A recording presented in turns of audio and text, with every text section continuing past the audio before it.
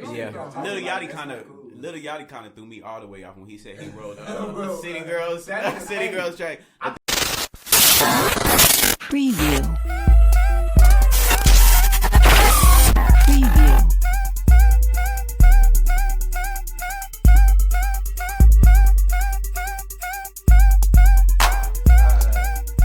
It's a combination of things for me. Like,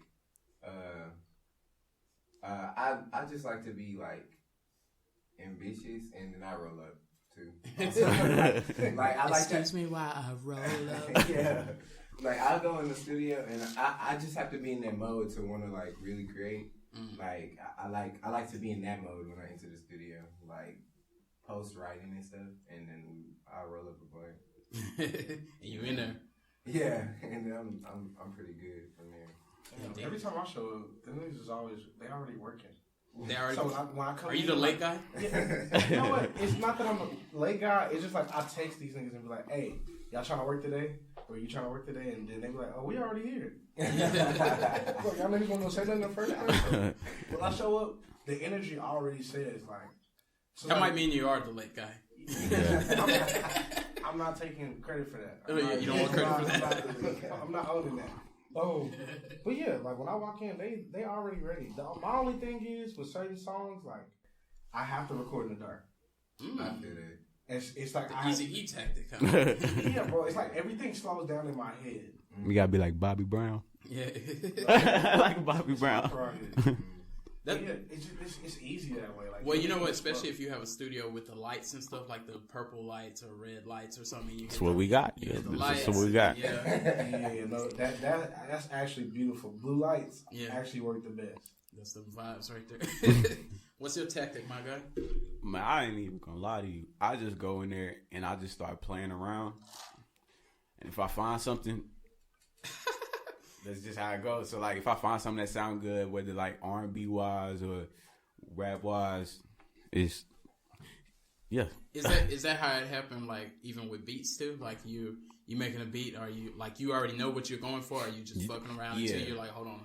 Nah, I don't ever know what I'm going for. I just go in there and be like, just playing around, looking, going through sounds, clicking through sounds, and then if I find something I like, then that's usually how my songs start. If I'm finding a beat that I like. Do y'all write to beats or like? Cause some people write and then they find a beat for the song they wrote, and then some people write to beats. I don't know how people do that, bro. Nah, one of the girls in the group, she's not here, but Destiny Sky, she writes all her songs, and then she come to me and be like, "Hey, I need you to make this beat for da-da-da-da-da-da-da," and I'll just cook it up off her words. Oh yeah. You right. Does that work for you? For me, yeah. I mean, cause I still have like, I still can just be as creative as I want. It's just as long as she can put her words on there, pretty much. Yeah, that's what make it seem difficult, because like I guess what you already know in the idea, but I know a lot of artists I've heard they'll be like, yeah, I just write all the time. I always be writing, and then they go searching for a beat, and it kind of make it kind of like how that Nas and Kanye album was, because that was the feedback everybody was saying. It just sounded like these songs where you're like, oh, I guess this will fit here, and then that puzzle piece is a little awkward. Yeah, but I feel like when you do stuff like that, you have to make too many adjustments.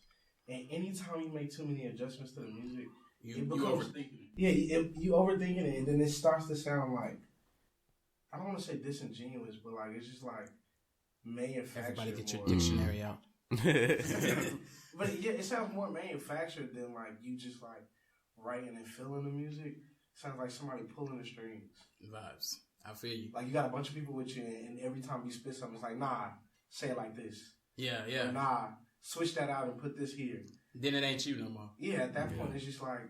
Do you consider that a ghostwriter though? I mean, some people call that a ghost. I would just say that's a advice. Like here, I would say like sometimes it's like advice. Like sometimes it can be good, and then sometimes it can be bad. Don't say it, bro. That's some normal shit in the studio. Anytime there's another nigga in the studio that's not actively making a song, you always gonna get feedback. Because in the industry, they give people writing credits for that. Even like if you have a song, and this is the legal game, the actual sauce in the game. If you have a song and you say "but" and I say "hey, say ass," then you owe me. I'm credited as a writer on that. Even though I didn't write anything, I just said, you said butt and I said ass, and you was like, oh, that works. I mean, I think I'm that's considered cool. a writer. I think that's cool. I think that's cool. In the grand scheme of things, that's some bullshit. Nah, but that's like if we doing a group project and I do all the work and then a nigga write his name on there. That's not the same. You can literally, but the way he said it, it's like you're actually switching something up in the song, according to what I told you. Do you think I need writer's credits for that though? Now, I think that's weird for me as a person to ask for a writing credit. Yeah. If you decide to do it, I think that's cool as hell. But for me to ask for one, that's weird. Yeah, don't forget to put my name on there. That's so stupid. But it also depends on was it just that one thing, or have he been here throughout the whole session? But you know what? That's how they be doing with executive producers too. Like if somebody produce something and then somebody be like, "Hey, turn the tweeters down a little bit," then they'll say that person was an executive producer, even though they didn't touch shit. I mean, technically, that makes complete sense though. You think so? The executive producer thing, that makes sense because you're actually giving directions to make something sound perfect. And I think it's the same thing with the writing thing, but it's more so the executive producer. What makes it different though? It's a bit different because something, as far as the things that producers do, it could completely change how something sounds. Just tweaking something just a little bit could take me from sounding nasally or, my voice being out of pitch to me sounding fucking. Like you got all the sauce? No lie. It could take me from being Ice JJ Fish to Brian McKnight. Oh my gosh. So how you feel about actual ghostwriters? Bro, if you paying them niggas and they sign that paper saying that I can't say nothing and you can take all the credit. As a rapper though? I think it's crazy. How can I complain though? Everybody trying to eat.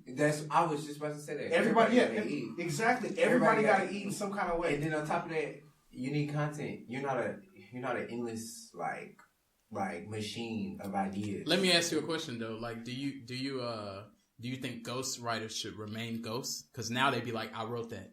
Because they ain't a ghost. I feel like if you're under contract and you have that type of agreement, yeah, you should remain a ghost. Yeah, bro. Lil Yachty kind of threw me all the way off when he said he wrote City Girls track. That threw me way off. Cool as fuck for that. I think that nigga is amazing. I mean, Dream wrote Beyonce and Rihanna. He probably was writing it like this. But Dream wrote for Rihanna and Beyonce. Those songs have a lot of.